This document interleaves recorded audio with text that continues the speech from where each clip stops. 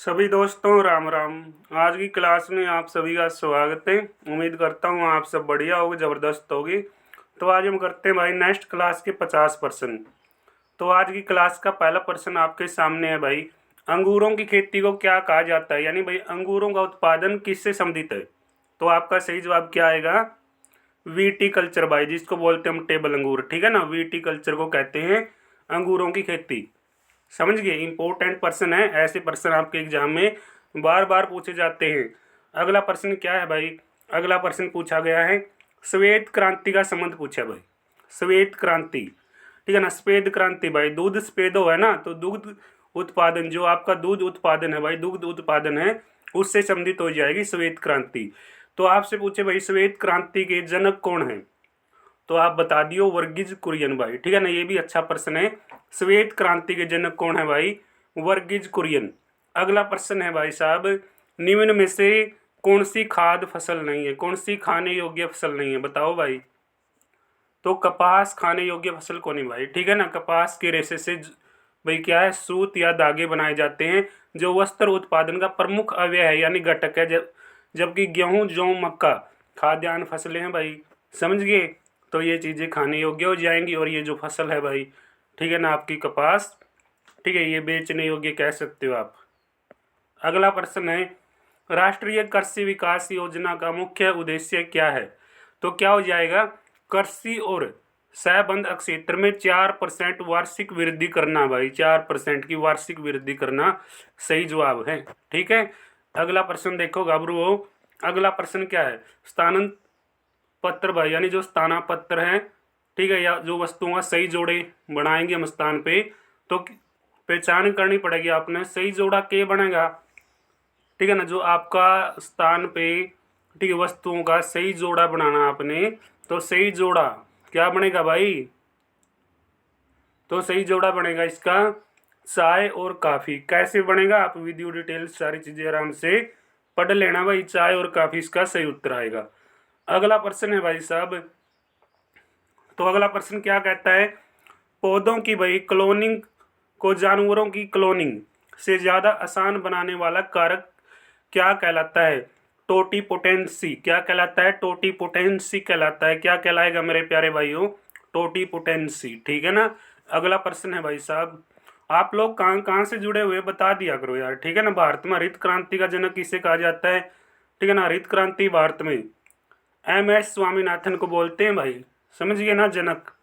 भारत में हरित क्रांति का जनक किसको कहा जाता है भाई, स्वामीनाथन की रिपोर्ट पे, ठीक है ना। आपने देखा हुआ किसान आंदोलन में मामला चलता है, तो यही रिपोर्ट तो है हरित क्रांति भाई, ठीक है, जो क्या है नॉर्मन बारलोग के दिमाग की उपज है।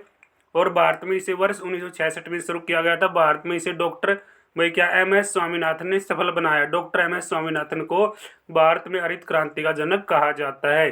अगला प्रश्न देखो भाई, सरबती भाई सोनोरा की, ठीक है ना, ये उत्परिवर्ती किस्म है, तो बताओ किसकी किस्म हो जाएगी, गेहूं की किस्म है भाई साहब। ये किसकी किस्म है, गेहूं की किस्म, किसकी रह छोड़ो, गेहूं की किस्म है चिट्टो। सीटी पेपर होना एक दिन का दिन सोचो, सीटी बनी होंगे। बैक्टीरिया के कारण निम्नलिखित में से कौन सा रोग होता है, तो बैक्टीरिया के कारण कौन सा रोग होता है भाई साहब, तो ये रोग हो जाएगा सीट्रस कैंकर भाई। कौन सा रोग हो जाता है, सीट्रस कैंकर, बैक्टीरिया के कारण रोग हो जाता है भाई, बच कर रहा करो, ठीक है ना, सीट्रस कैंकर। तो अगला प्रश्न है भाई साहब, नीली क्रांति किससे संबंधित है भाई, जब आसान प्रश्न है। नीली क्रांति मत्स्य पालन भाई, ठीक है ना, मछली पालन से, ठीक है ना, मत्स्य पालन से नीली क्रांति संबंधित हो जाएगी, समझ गए भाई। अगला प्रश्न देखो, राष्ट्रीय बागवानी मिशन कब से शुरू हुआ भाई। राष्ट्रीय बागवानी मिशन 2005-06 में भाई राष्ट्रीय बागवानी मिशन की शुरुआत हो गई थी 10वीं पंचवर्षीय योजना के दौरान भारत में, ठीक है ना। कौन सी योजना, 10वीं पंचवर्षीय योजना। अगला प्रश्न है भाई, पोषक मैग्नीशियम पाया जाता है, तो किस में पाया जाता है भाई, डोलोमाइट में। किस में पाया जाता है घबरुओ, डोलोमाइट में। अगला प्रश्न क्या है भाई, अगला प्रश्न कहता है एक मार्क का संबंध बताइए किससे है। एक मार्क का संबंध भाई गुणवत्ता, आपकी गुणवत्ता क्या है, एक मार्क का संबंध बताती है, ठीक है ना। तो भाई अगला प्रश्न देखिएगा, अगला प्रश्न है भारतीय बीज अधिनियम पारित किया गया था कौन सी साल में? भारतीय बीज अधिनियम यानी भारतीय बीज कानून जो पारित होया है कौन सी साल में पारित होया भाई? 1966 की साल में जब हरियाणा बनया तो भारतीय बीज अधिनियम पारित हो गया था भाई, ठीक है ना। 1966 में हरियाणा बना है 1 नवंबर 1966 को। अगला प्रश्न केक वह है, अगला प्रश्न का वह है कृषि उत्पादों का भारत में सबसे अग्रणीय उत्पादक, यानी कृषि उत्पादों का भारत में सबसे अग्रणीय उत्पादक चीनी, जूट, प्याज, कपास। भारत में, ठीक है ना भाई, जूट समझे, जूट में भाई अग्रणीय रहते हैं हम, समझ गए भाई। जूट उत्पादन में जूट सबसे ज्यादा कड़ा हुआ भी रहा हुआ था हमने, कड़ा हुआ है बताना पड़ेगा भाई, नु काम कौन चला। देखो बात जूट का सबसे बड़ा उत्पादक राष्ट्र है, इसके बाद बांग्लादेश व चीन क्रम से दूसरे व तीसरे स्थान पे है, यानी बांग्लादेश व चीन, ठीक है ना। जो दूसरा नंबर है वो बांग्लादेश का, तीसरा नंबर चीन का, ठीक है भाई। भारत सबसे बड़ा उत्पादक है पहले नंबर पे। भारत ब्राजील के बाद विश्व में चीनी का दूसरा सबसे बड़ा उत्पादक राष्ट्र है। ब्राजील में सबसे ज्यादा चीनी, ठीक है ना, उसके बाद भारत में भाई। चीनी उत्पादन का लगभग 80% भाग महाराष्ट्र में, उत्तर प्रदेश और कर्नाटक में होता है।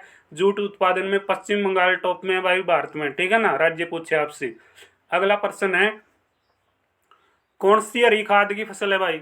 कौन सी हरी खाद की फसल है? देखो भाई कपास, ठीक है ना, सूर्यमुखी, सनई, बांग, इक्का। तो कौन सी हो जाएगी मेरे भाई? सही जवाब will with the right answer कपास, ठीक है ना। ये सारे प्रश्न मैं लाइव भी करवाऊंगा, ठीक है ना, लाइव क्लास भी लेवांगे, ऐसी बात नहीं है कदे नु सोचो लाइव क्लास नहीं होंगी भाई, सारी चलेंगे अपना चैनल पे। पहली कृषि संगणना कद हुई भाई? पहली जो कृषि संगणना हुई थी भाई वो 71-72 में, ठीक है ना, सॉरी भाई 70-71 का दौर में हुई है, ठीक है ना। 70-71 में पहली कृषि संगणना हुई भाई। हरियाणा पटवारी 2015 में, और अनेक पेपर में भी ये प्रश्न पूछा गया है। कौन सा राज्य काफी का सबसे बड़ा उत्पादक है भाई? काफी, ठीक है ना। जैसे चाय का सबसे बड़ा उत्पादक कौन सा है भाई साहब? असम होगा। इसी तरीके से देखा जाए तो कर्नाटक में भाई काफी सबसे ज्यादा, ठीक है ना, उत्पादन करती है, यानी काफी का सबसे ज्यादा उत्पादन होता है भाई कर्नाटक में, समझे। कर्नाटक, केरल, तमिलनाडु में सबसे टॉप में कर्नाटक। हरा सोना किसको कहते हैं? इंपोर्टेंट पर्सन भाई, हरा सोना किसको बोलते हैं? चाय को। चाय, काफी, सोना, चावल। तो चाय को क्या कहा जाता है? हरा सोना बोला जाता है, हरा सोना, समझ गए रहे, हरा सोना, ठीक है ना, ग्रीन गोल्ड। अगला प्रश्न है भाई कौन सा सिंचाई का एक प्रकार भाई क्या विकसनशील फसलों के लिए सबसे प्रभावी जल और पोषक तत्व डिलीवरी प्रणाली, ठीक है ना, प्रदान करता है? तो ये आपकी ट्रिप सिंचाई आ जाएगी, ठीक है ना, ट्रिप सिंचाई, ट्रिप सिंचाई आ जाएगा इसका उत्तर। अगला प्रश्न देख लेते हैं, अगला प्रश्न क्या कहता है। अगला प्रश्न मेरे भाई बतलाता है कि हमें, ठीक है ना, क्या बतलाएगा ये, तो देखो क्या बताता है।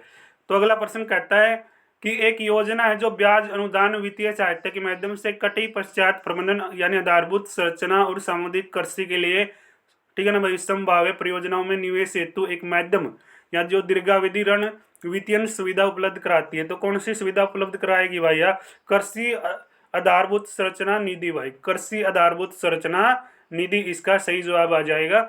अगला प्रश्न देख लेते हैं भाई, ठीक है ना, डिटेल में पढ़ोगे आपको सारी चीजें पता लग जाएगा। तो अगला प्रश्न है भाई एपीएमसी का मतलब पूछा है इसने। एपीएमसी का मतलब क्या हो जाएगा? क्या हो जाएगा भाई? एग्रीकल्चर, ठीक है ना, प्रोड्यूस एंड मार्केट कमेटी भाई, समझ गए, agriculture produce and market committee, समझ गए भाई। एपीएमसी का, ठीक है, पूरा नाम, पूरा मतलब क्या है भाई इसका? Agriculture produce and market committee. कर लोगे याद? डी इसका सही जवाब है भाई साहब। अगला प्रश्न क्या कहलाता, क्या बताता, क्या कहेगा अगला प्रश्न? भारत में हरित क्रांति कब आई भाई? भारत में हरित क्रांति 67-68 के दौर में आई भाई, 67-68 के दौर, ठीक है ना भाई, दौर में नहीं, दौर में है भाई, समझ गए, दौर में आई है। दुनिया में फल और सब्जी के उत्पादन में भारत का सबसे अग्रणीय स्थान, ठीक है ना, भारत का दुनिया में फल और सब्जी के उत्पादन में भाई, फल और सब्जी के उत्पादन में, ठीक है, भारत का दूसरा स्थान है भाई। कौन सा स्थान है? दूसरा स्थान है विश्व में, समझ गए, भारत दूसरा नंबर पे सब्जी और फल सबसे ज्यादा हुआ है। वर्तमान में सब्जी, जो सब्जी उत्पादन है भाई, उत्तर प्रदेश में प्रथम स्थान, समझ गए। पश्चिम बंगाल दूसरे स्थान पे है, उत्तर प्रदेश पहले स्थान पे, पश्चिम बंगाल दूसरे स्थान पे भाई। अगला प्रश्न है भाई फसल के बीज बोने से पहले सन एवं ग्वार जैसे कुछ पौधे उगाए जाते हैं, फिर जुताई द्वारा मिट्टी में घास पात से ढक दिए जाते हैं, तो ये हरे पौधे खालिस्तान में बदल जाते हैं। किस में बदलेंगे मेरे भाई? ये बदलेंगे हरी खाद में। किस में? किस में बदलेंगे भाई? हरी खाद में बदलेंगे, ठीक है ना, ग्रीन मैन्यूर, ग्रीन मैन्यूर। अगला प्रश्न है भाई, भारत में सबसे पहले इंक की खेती कहाँ पे शुरू हुई भाई? तो इंक की खेती शुरू हो गई थी भाई हिमाचल प्रदेश के ठंडे रेगिस्तान में, ठीक है ना, कोल्ड, ठीक है ना भाई, कोल्ड कोल्ड कोल्ड, समझ गए हो, जहाँ ठंडे ठंडे हिमाचल प्रदेश के रेगिस्तान में। अगला प्रश्न भाई साहब, कृषि लागत और कीमतों का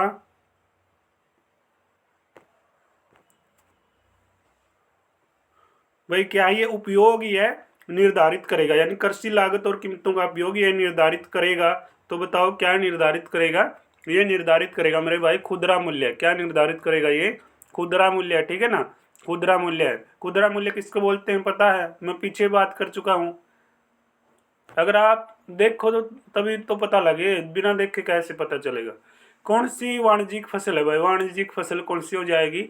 तो कपास आपकी क्या हो जाएगी भाई? वाणिज्यिक फसल हो जाएगी, ठीक है ना। वाणिज्यिक बोल लो या नकदी फसल बोल लो, बात एक की है। काफी उत्पादन नहीं करने वाला भारतीय राज्य तो कौन सा है भाई? ठीक है ना, इनमें से तो मुझे लगता है, देखो कौन सा राज्य होगा भारत में काफी उत्पादन करने वाला, ठीक है ना। इसमें नहीं करने वाला पूछा ना, तो प्रमुख राज्य है कर्नाटक है भाई, ठीक है। उसके बाद केरल, तमिलनाडु, आंध्र प्रदेश, उड़ीसा, कर्नाटक, ठीक है भाई, पहले स्थान पे है।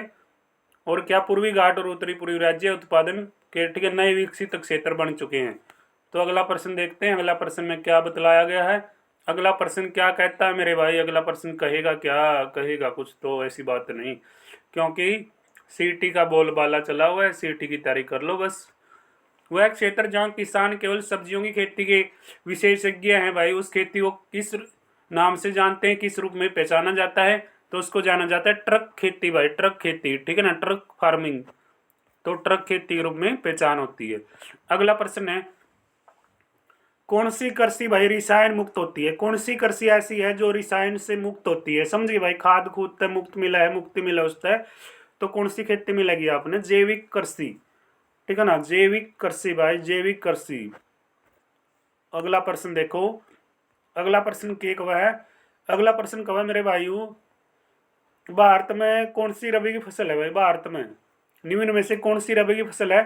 तो रबी की फसल तो मेरे भाई जौ है, ठीक है ना, जौ, ज्वार, राइस, ठीक है ना, मैजिक, जो भी है भाई आपका, जो इसमें रबी की फसल है, ठीक है ना, देख लेना, सारी चीज बता रखी है। देखो रबी की फसल भाई अक्टूबर नवंबर के महीने में बोई जाती है, ठीक है ना, और इसकी बुआई कम तापमान या पकते समय सूख और गर्म वातावरण की आवश्यकता पड़ती है। उदाहरण के तौर पे गेहूं, जौ, आलू, चना, मसूर, अलसी, मटर, सरसों रबी की प्रमुख फसलें मानी जाती है, ठीक है ना, ये फसलें याद कर लियो।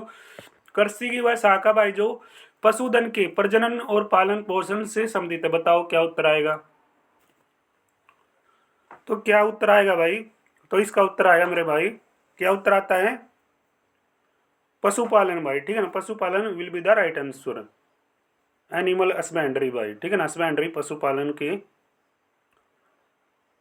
बारे में ही तो बताती है, और किसके बारे में बताएगी? अगला प्रश्न देखो, खरीफ की फसल पूछा है भाई, खरीफ की फसल कौन सी होती है? राइस एंड,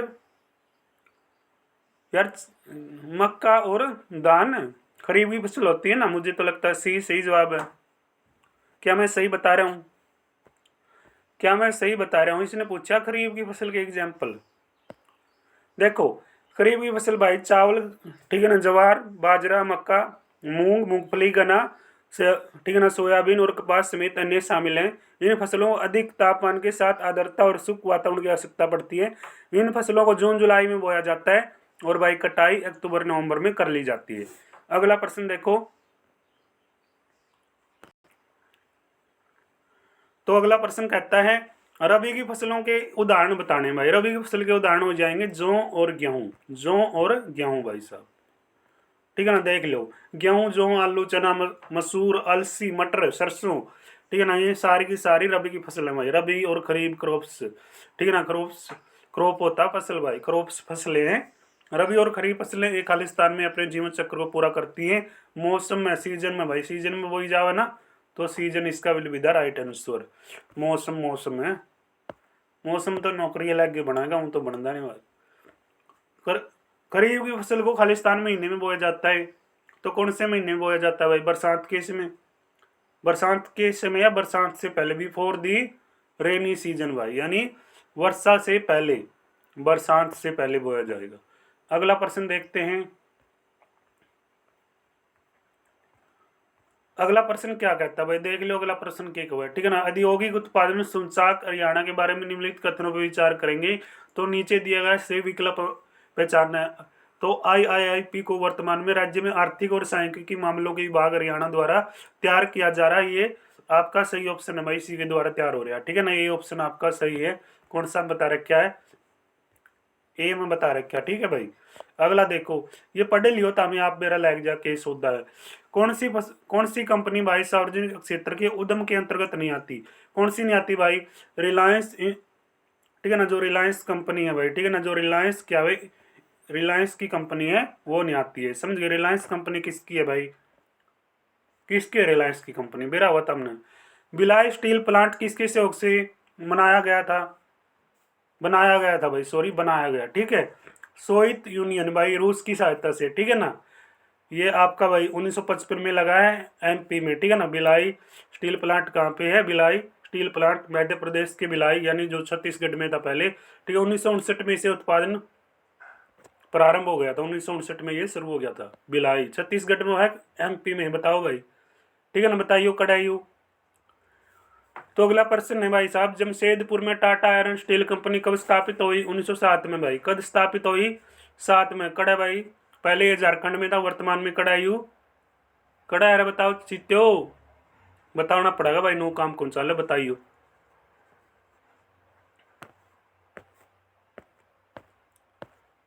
ठीक है ना, बताना पड़ेगा भाई। महारत्न और नवरत्न, लघु रत्न, ठीक है, भारत किसके वर्गीकरण में आएगा फिर? भारत किसके वर्गीकरण में आता है? भारत आता है सरकारी क्षेत्र एकक के वर्गीकरण में। किसके वर्गीकरण में? पब्लिक सेक्टर यूनिट्स के, ठीक है भाई, सरकारी क्षेत्र एकक के रूप में आएगा फिर, ठीक है। ये सारी की सारी कंपनियां मिल जाएंगी ये, ठीक है ना। महारत्न, ठीक है ना, नवरत्न, लघु रत्न, ठीक है ना, लघु रत्न मतलब मिनी रत्न। देखो भाई, अगला प्रश्न क्या है? नवरत्न कंपनियों की संख्या 16 है, महारत्न कंपनियों की संख्या 13 है, और लघु रत्न कंपनियों की संख्या 73 है भाई, मिनी रत्न बोलते हैं जिसको, ठीक है, याद कर लियो। इंडियन ऑयल भाई कॉरपोरेशन लिमिटेड और steel authority of India limited जैसे सार्वजनिक उद्यम के एग्जाम्पल हैं भाई। तो ये किसके एग्जाम्पल हो जाएंगे? महारत्न के भाई, ठीक है ना। महारत्न 13 है, ठीक है ना भाई, नवरत्न 16 है, 16 होगी नवरत्न, हाँ बिल्कुल भाई। लघु रत्न मिनी रत्न भाई 73 है, ठीक है ना, याद कर लिया करो इन्हें। निम्नलिखित में से सेवा क्षेत्र का हिस्सा कहा जा सकता है किसको भाई? बैंकिंग को। बैंकिंग को सेवा क्षेत्र के रूप में जाना जाता है भाई, बैंकिंग सेवा क्षेत्र दे रहा है ना सरकारी। तुरंत पेमेंट को बढ़ावा देने के लिए क्रेडिट द्वारा भाई छूट कटौती दी जाती है, उसे क्या बोलते हैं? उसको बोलते हैं कैश डिस्काउंट। क्या बोलते हैं भाई? कैश का डिस्काउंट मिल गया था ना छोरे, किसका डिस्काउंट मिल गया? कैश डिस्काउंट मिल गया। अगला प्रश्न केक हुआ है, अगला प्रश्न कहने लग रहा मेरे भाई,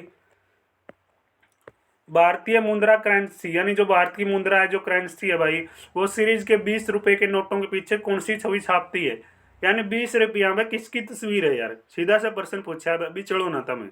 एलोरा की गुफा, ठीक है ना, 20 रुपया में किसकी चित्र है भाई? एलोरा की गुफा के चित्र है। किसके चित्र है? एलोरा की गुफा के चित्र है भाई, समझ गए। देखो यहाँ पे 20 रुपए के नोटों के पीछे एलोरा की गुफा, 50 रुपए के नोटों के पीछे हम्पी का पत्थर भाई, समझ गए। 100 रुपए के नोट के पीछे रानी की वाव, और भाई 200 रुपए के नोट के पीछे सांची का स्तूप, 500 रुपए के नोट के पीछे लाल किला, ठीक है ना, 500 पे लाल किला, समझ गए।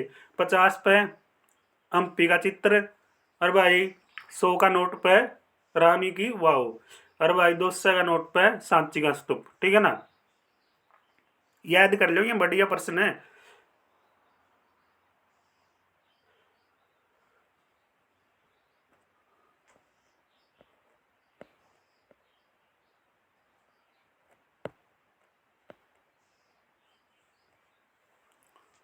तो अगला प्रश्न आता भाई, UBS द्वारा हाल ही में किए गए सर्वे के अनुसार मोबाइल बैंकिंग को सर्वाधिक अपनाने वाली जनसंख्या कौन से देश की है? तो भाई चीन देश की सर्वाधिक जनसंख्या है भाई, भारत भी कम को नहीं, समझ गए था मैं, भारत भी कसोता रहे आजकल। देख लो तमें 2022 में मोबाइल बैंकिंग इस्तेमाल करने वालों की जनसंख्या सर्वाधिक रही है भारत में। समझ गए, गाने कसूते हैं भारत वाले भी। भारतीय करेंसी नोट कहाँ मुद्रित होते हैं भाई? नासिक में होते हैं। समझ गए। इब्ता मैनू कहोगे सर जी रिजर्व बैंक तोड़ा है, बम्बई में है, अड़क करके है, तमें पढ़ोगे जब बेरा लगेगा। कौन सा भारत का सबसे बड़ा सार्वजनिक क्षेत्र बैंक है भाई? कौन सा है? भारतीय स्टेट बैंक भाई, भारतीय स्टेट बैंक, ठीक है ना। कौन सा भारत का सबसे बड़ा सार्वजनिक क्षेत्र बैंक है? सार्वजनिक क्षेत्र बैंक पूछा है तो भारतीय स्टेट बैंक है भाई। देखो स्थापना स्तूपना के बारे में बताया पाऊंगा। स्टेट बैंक इंडिया की स्थापना भाई 1806 में कलकत्ता में बैंक ऑफ कलकत्ता की स्थापना हुई थी। 1 जुलाई 1955 में भारत सरकार द्वारा इसे इंपीरियल बैंक ऑफ इंडिया का, ठीक है ना भाई, जो नाम बदल के क्या कर दिया, भारतीय स्टेट बैंक कर दिया। ठीक है, कर लोगे याद। आज का अंतिम प्रश्न देखो, उस जमा का नाम बताओ भाई जिसकी एक निश्चित परिपक्वता अवधि है भाई, यानी ठीक है ना, अवधि हो जाएगी तो कौन सी हो जाएगी? समय जमा भाई, टाइम डिपॉजिट। ठीक है ना, 20 का उत्तर आओगे, पढ़ लेना डिटेल में, सारी चीजें आपके सामने हैं।